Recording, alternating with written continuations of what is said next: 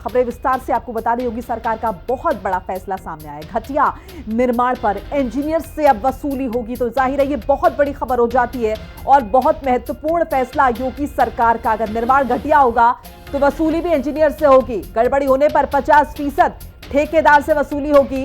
निकायों में घटिया निर्माण पर यह वसूली होगी। जेई से 35% और एई से 15% वसूली होगी। यानी कि जब भी निर्माण कार्य होंगे सरकारी खर्चे पर और अगर उनकी गुणवत्ता खराब होती है, क्वालिटी खराब होती है, तो अब उसके जिम्मेदार भी इंजीनियर होंगे। ज्यादा इंफॉर्मेशन के लिए मेरे साथ विक्रम जुड़ चुके हैं। विक्रम, जाहिर है बहुत बड़ा फैसला और काफी सराहनीय भी लग रहा है कि इस फैसले के बाद कहीं ना कहीं वो जो हम लगातार गुणवत्ता के साथ कॉम्प्रोमाइज देख रहे थे वो शायद अब कम होगा। देखिए, अगर गुणवत्ता की कंप्रोमाइज की बात की जाए तो योगी सरकार आने के बाद कहीं भी किसी स्तर से इस चीज को बर्दाश्त नहीं किया जा रहा है। योगी सरकार पहले से इस पे बड़े स्तर पर सख्त है, लेकिन नगर पालिका, नगर पंचायत जो कि गांवों की सरकार कही जाती है, उन जगहों पर ज्यादातर इस तरीके की शिकायतें मिलती हैं कि ठेकेदार मनमानी करते हैं। गांवों में, ग्रामीण क्षेत्रों में सड़कों का मॉनिटरिंग सही से नहीं होता है। नगर पालिका स्तर पर, नगर पंचायत स्तर पर गड़बड़ियां हो जाती हैं। तो ऐसे में अब सरकार ने एसओपी जारी कर दी है इसके संबंध में, जिसमें एक सबसे बड़ी बात यह है कि नगर पंचायत और नगर पालिका स्तर पर अभी तक की जो अधिकारी थे या जो नगर पालिका अध्यक्ष, नगर पंचायत अध्यक्ष थे, वो 40 लाख रुपए तक की का काम करा सकते थे।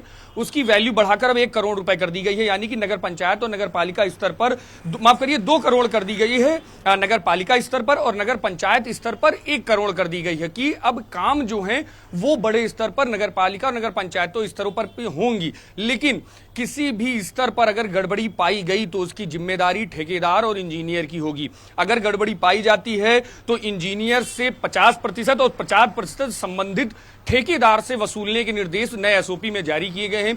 नगर विकास विभाग ने पूरी तरीके से इसके मॉनिटरिंग करने के निर्देश भी दिए हैं। इसके लिए संबंधित नगर पालिका, नगर पंचायतों पर डायरियां बनाई जाएंगी और रोड की मॉनिटरिंग की जाएगी। गौरतलब है कि इससे पहले जो पीडब्ल्यूडी, नगर जो राज्य सेतु निगम या एनएचआई के द्वारा जो काम किए जाते हैं, इनमें नियम पहले से थे कि अगर पीडब्ल्यूडी के ठेकेदार गलत काम कराते हैं तो उनसे उनकी रखरखाव की जिम्मेदारी ठेकेदारों की होगी, इंजीनियर्स की होगी। लेकिन अब ये नियम नगर पालिका, नगर पंचायत स्तर पर भी जारी कर दिए गए हैं और कड़े नियमों के साथ साफ तौर पर यह भी कहा गया है कि अगर ठेकेदार या किसी कंस्ट्रक्शन में किसी तरह की गड़बड़ी पाई गई तो ठेकेदार से 50% और इंजीनियर से भी 50% की वसूली पूरी तरीके से की जाएगी। जी। अच्छा विक्रम, इस फैसले के सामने आने के बाद किस तरह का रिएक्शन आ रहा है? सरकार का क्या कुछ कहना है भ्रष्टाचार पर, खासतौर से निर्माण कार्यों में भ्रष्टाचार पर? कितनी लगाम लगा पानी में कामयाब होंगी?